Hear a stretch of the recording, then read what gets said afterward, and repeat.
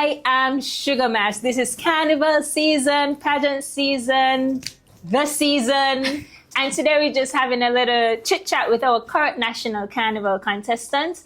And I am Nekirah Nicholls, former National Carnival Queen 2021. Hi, Taerani. Hi, Nekirah. How are you? I'm good. How are you? So, no need to be nervous. It's just a little talk, just a little conversation. Yeah. Well, you're human, so nerves are part of it, but we're going to be good. Yeah.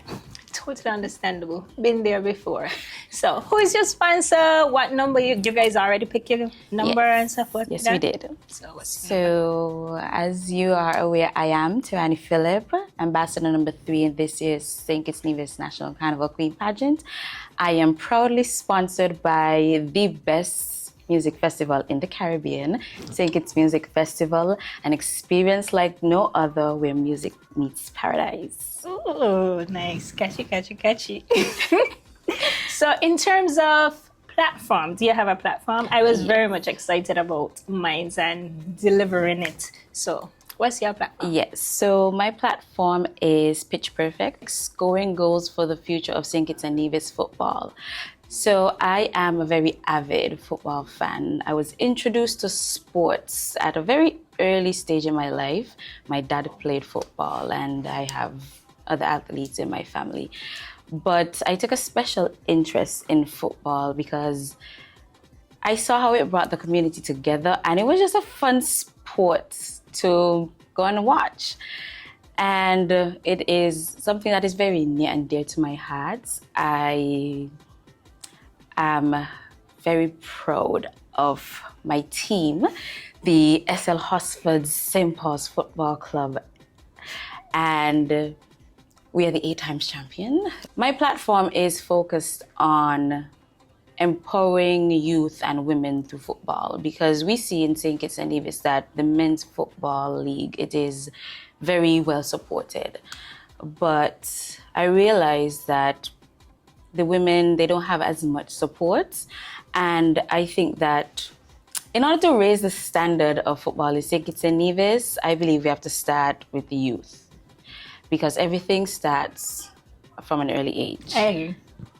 Yes, so with my platform, I hope to continue the work that has already been done and to give them a voice so that maybe in the next 10, 15 years, who knows, St. Kitts and Nevis might be at the World Cup. You know, that is something that would I'm be... claiming it. Yes, we have to speak it into the atmosphere. It's something positive. It's something that St. Kitts and Nevis would be so proud of. And that is something that I would really want to see come to fruition. Okay, that's good. So do you have plans? Have you started anything as yet as it relates to developing the platform? I know you say you want to continue the work that has already been set forth. Yes. But what do you have in mind? So we do have programs in place, especially with the SKNFA. They do have under 14, under 15 programs. And there are other private football academies that we have. So my plan is I want to curate a space where the children from an early age, they are handpicked based on their skill levels. And it's almost like an academy, like a special school for athletes. To improve their skill sets. Yes. Okay. So, because, you know, in order to be selected for the national team, you're scouted, right? So I want that when you're focused on football, but you also have the educational aspect of it. But that would also require an immense amount of commitment from the parents, the community, as well as the students themselves. So that is my vision that I have. There's been plans in the works. Plans are in place, and you're gonna see some things soon. Excited regarding that. I'm always excited to see what the girls can bring to their journey outside of basically like off the stage, off of show night, you know, what they plan to bring to the community, how they plan to develop themselves and the community. Do they have any value to bring outside? So that's very much exciting, and I'll be looking forward to see, you know, your journey and what's to come. Outside of football, in terms of trying to develop the community from that standpoint and improve girls in that space, do you have any other areas of interest, hobbies, or anything like that? So outside of attending football games, I love to read. I really do love to read. I recently started reading Kate Stewart. She's an American author. She has these books. I like fiction. That helps me relax. Fiction helps you calm down, you relieve the stress. Yeah, some people say it's a good escape from reality. It is. It really is. And I recently finished her trilogy, Flock. It is an amazing series. And I also love to swim. I love swimming. The beach is my favorite place. But, you know, right now, I had to scale back on some of these things because, you know, we have to focus on the pageant. But outside of that, and I love music. I really love music. It puts you in a serene spot. Any special genre of music? It depends on my mood, actually. So if I feel very serene, might listen to a Christopher Martin, a Romain Virgo, you know, just to keep the vibes mellow. Yeah. You know, and then if you feel a little extra, you might listen to a Vibes Cartel, Valiant, something like that, or Kiss, if I'm feeling the soca mood, you know, Kiss the band. Can't forget the band. But yeah, I am very versed in what I listen to. I like to listen to different genres, tap into everything. That's good. In terms of academic background, how has that been? And coming, doing that and pageantry and so forth. Have you done it before? Are you pursuing it now? Are you planning to pursue it after? So I recently graduated from Carleton University in Ottawa with a Bachelor's of Arts in Sociology. Previously, I obtained my associate's degree in law. Okay. So the end goal is corporate law. Okay. I love to read. Some people might say it's boring pushing papers, but I don't know, I just love to read and I like to find loopholes to certain situations. But my bachelor's in sociology was a stepping stone in the end goal. But right now, I am not currently engaged in any academic activity. But after the pageant, my plan is to continue my academic journey. We're gonna see where life takes us. I was in Canada, so who knows? Might end up in England or we go to UE. I don't know yet, but it's something that's where I'm thinking about. But definitely more to come. Yes, definitely more to come from Taerani. You might see me in the courthouse. Good. So Nekirah, lots of questions because we know you went through this already. You're very experienced with the pageantry. So what is something that you would say, or one word you would use to describe your pageant experience and why? Growth. That would be the most fitting. I think I had to not only alter, I'm not sure if alter is the best word, but I had to come out of my comfort zone for a lot of areas for the pageant.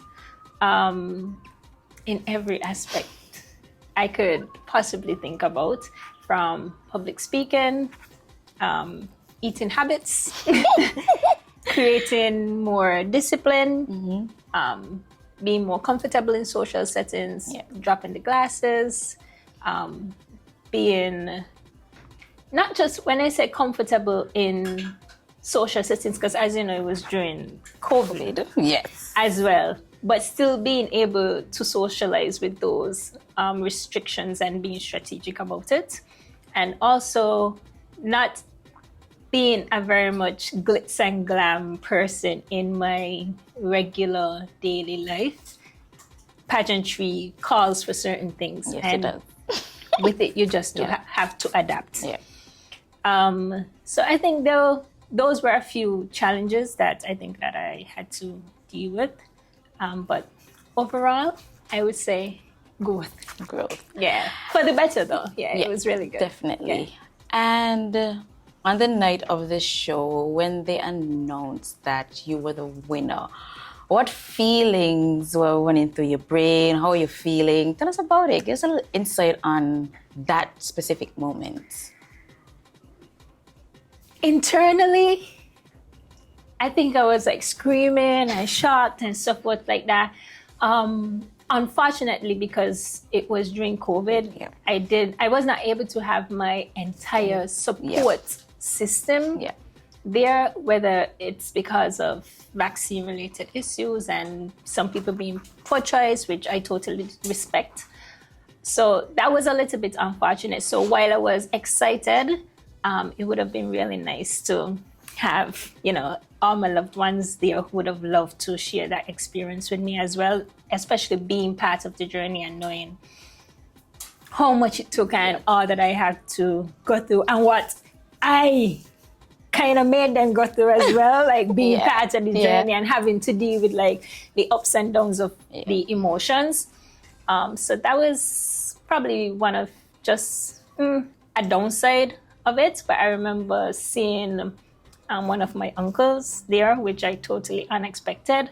And that was just after like taking my pictures and after seeing it, like I just break down. Yeah, definitely. But overall, it was like exciting, rewarding, because I know how much I had to work. Also, my team, but knowing that I don't know how I would have coped losing, if I'm being honest. I'm very much a competitive person. I think I've always been involved in sports, like growing up, partly because of my dad, and think like I felt like there was always this expectation to be the best. They say just do your best, but I feel like your best sometimes means having to be the best. Yeah, I know what you mean. Not winning, I don't know how I would have been able to cope, knowing how much I wanted it, how much I've worked, and what came with it as well. Yeah. So, as the title holder, how would you say that opened doors for you to promote or push your platform? I think I gained an immense amount of opportunities. I think having the crown is just one thing, because there have been many other queens before myself and to come. But having the title is just one aspect of the journey. Is at the end of the day is what you do with the title. Right. And having the platform of being the National Carnival Queen, but also having your own personal platform, you're given the opportunity to add value to your community, be passionate and share knowledge about something that you have a lot of knowledge on and that you would like to see grow in your community. So I think is once people see that you have that passion and that drive and interest, oftentimes the opportunities come, but the community have to see it and they have to feel it. And I don't think that's often the case, that sometimes girls pick a platform, but not always passionate about it, and they just pick it for the season. Yeah. And they don't follow through on what they say that they're passionate about. So I think could have been with age as well, being one of the older girls and more mature a little bit. Maybe career focus, knowing that exactly most of what I wanted to do, having done school and so forth like that, that I knew that I wanted to add value to the community as it relates to the financial landscape. Yeah. So after all the hard work and the victory, on the night that you had to give up the crown, what was it like? Bittersweet. Bittersweet in the sense that having the platform is nice. You get to share so much. You get the because eyes are on you at that point in time. You get to add so much value once you use it right. So I know, not saying that that would be diminished, because I knew also, because I did so much work, that once I continue, that I would still be able to get those same opportunities in terms of the spaces and be a voice for people, or just to teach about like finance and just share knowledge, more so to youth as well. If you had to tell the audience anything, or leave any parting words, or tell them, encourage them to root for you, or anything that you want to say, what would you tell them right now?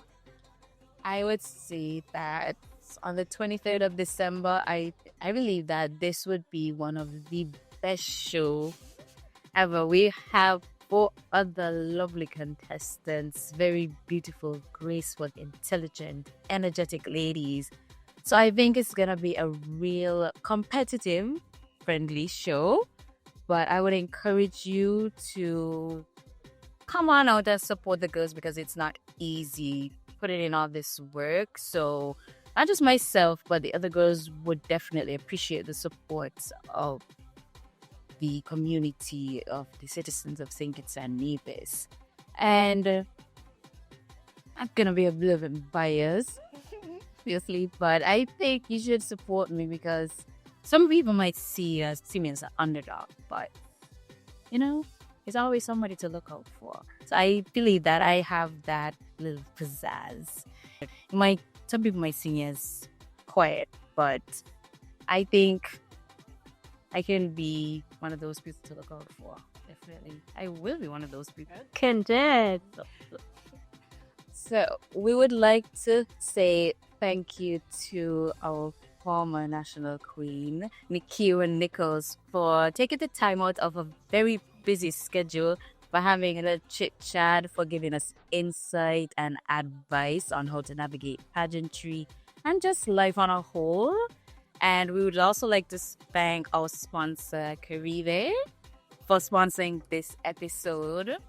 So, if you're out and you feel like having a cool, refreshing drink, you can have one of these. Please do, definitely. And we would hopefully see you soon. Yeah, sure. I'm always around and here, and happy to share.